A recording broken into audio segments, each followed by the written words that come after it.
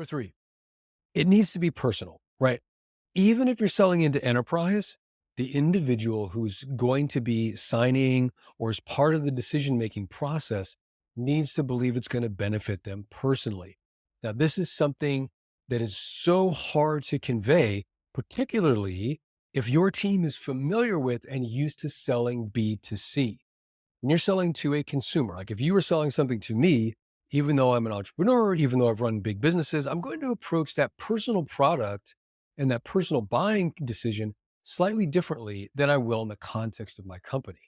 So you need to understand and acknowledge that there is a personal risk when you're talking about selling or a sales decision in an enterprise or a team based environment.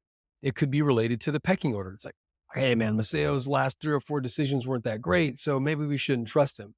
And if I'm on the receiving end of that and you are talking to me as your initial point of contact, my filter is going to be through this personal risk that's over here, not necessarily directly related to your product.